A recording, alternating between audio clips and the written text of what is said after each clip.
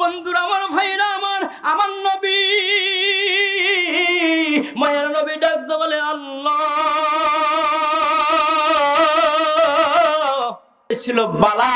আল্লাহর পয়গম্বর বলে, ও নবীজি, আপনার বালা শব্দের সাথে যে রূহগুলো তালে তাল মিলিয়েছিল, একসাথে উচ্চারণ করেছিল, আমি তাদেরকে মুসলমান করে পাঠাইবো। বলুন সুবহানাল্লাহ। সম্মানিত হাজিরিন, আসুন বেশি কথা বলবো না। আল্লাহ সুবহানাহু ওয়া তাআলা বলতেছেন পয়গম্বরের রূহ সাথে, রূহ আহমদ, এই রূহ আহমদের সাথে যারা যারা তাল মিলিয়ে বলেছিল বালা, তারা আসবে কোন ধর্মে? মুসলমান ধর্মে। বলুন সুবহানাল্লাহ। তাহলে অবশ্যই আমরা সেদিন রূহের জগতে বলেছিলাম পয়গম্বরের সাথে বালা। এরপরে যারা ধীরে ধীরে বলেছে, পরে অ্যান্সার দিয়েছে আল্লাহর কথার পরে, এই সকল লোকগুলো, এই সকল রূহগুলো ইহুদি, নাসারা, খ্রিস্টান। জোরে বলুন ঠিক কিনা?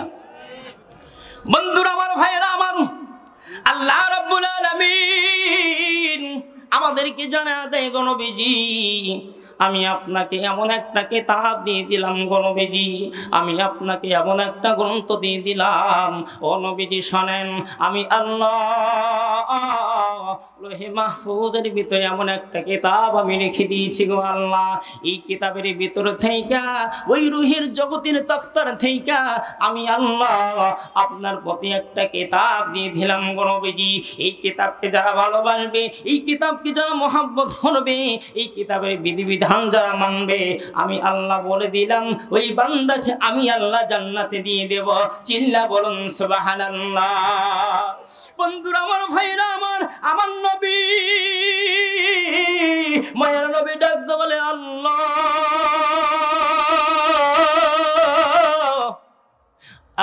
আমি আপনার জন্য ইবাদত করতে পারবো কিনা জানি না। আল্লাহ আপনি বলেছেন ইল্লা লিয়াবুদুন, আল্লাহর ইবাদত করার জন্য, দাসত্ব করার জন্য, গোলামি করার জন্য।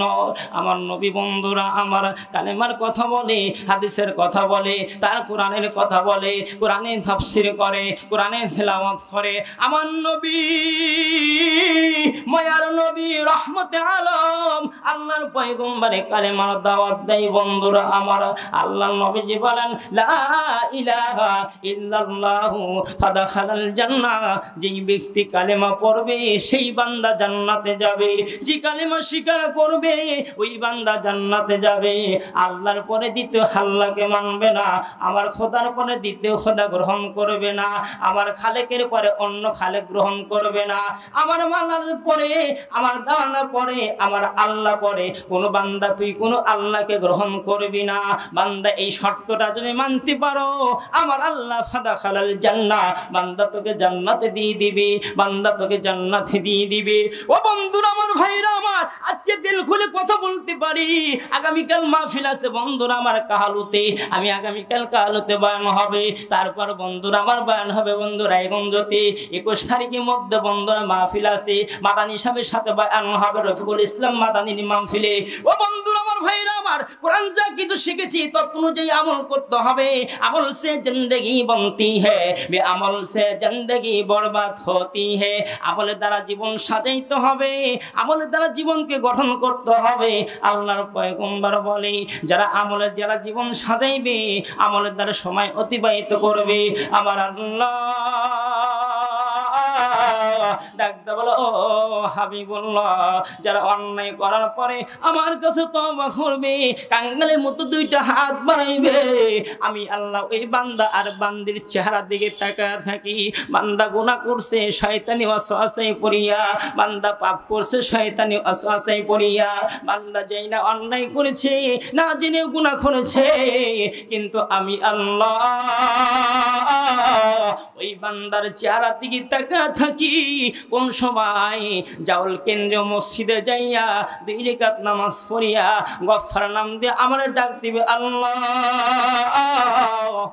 আমি অন্যায় করেছি, আমারে মাফ করিয়া দাও। আমার আল্লাহ কয়, বান্দা তুই যখন গফফার বইলা ক্ষমার জন্য আমার দরবারে হাত বাড়াস, আমি আল্লাহ তোর সকল গুনাহ মাফ কইরা আমার রহমতের কোলের মধ্যে বসায় নি। চিল্লা বলুন সুবহানাল্লাহ। বন্ধুরা আমার, ভাইরা আমার, এমন একটা কথা পয়গম্বর আমাদেরকে বলে গেলেন লা ইলাহা ইল্লাল্লাহু ফাদাখালাল জান্নাহ। বন্ধুরা আমার, ভাইরা আমার, এই কালিমার মধ্যে এত মজা, এই কালিমার মধ্যে এত সওয়াব, এই কালিমার মধ্যে জান্নাত লুকায়িত, এই কালিমার মধ্যে জান্নাতুল ফেরদাউস লুকায়িত, এই কালিমার মধ্যে সিরাতাল মুস্তাকিম লুকায়িত। কোন বান্দা যদি কালিমা পড়ে, যেই বান্দারা সারা জীবন গির্জার মধ্যে সময় কাটাইলো, যেই বান্দাটা মন্দিরের মধ্যে সব সময় কাটাইয়া দিল, আমার আল্লাহ বলে এমন একটা ঠাকুর জীবন বানা মূর্তির সামনে মাথা নত করে কাটা দেয়। ওই বান্দা যদি মনে করে আমার নবী মুহাম্মাদের ধর্ম সত্য, 30 পারা কোরআন সত্য, জান্নাত সত্য, জাহান্নাম সত্য, এই মুহূর্তে আমি কালেমা পড়লাম, মুসলমান হয়ে গেলাম, আমার আল্লাহ ডাক দে বলে, সাহাবায়ে কেরাম ডাক দে বলে, ইয়া রাসূলুল্লাহ, ইয়া হাবিবাল্লাহ, নবীজি, যে লোকটা কালেমা পড়ল গো নবী, যেই মুহূর্তে কালেমা পড়ল তার জীবনটা শেষ করলো মন্দিরে, যার জীবনটা শেষ করলো মন্দিরে, যে মূর্তির কাছে মাথা নত করলো, জীবনটা শেষ করে দিয়া আজকে চোখের পাওয়ার কমে গেল, বাকশক্তিটা ধীরে ধীরে লুজ হয়ে আসতেছে, অঙ্গ প্রত্যঙ্গ লুজ হয়ে গেল।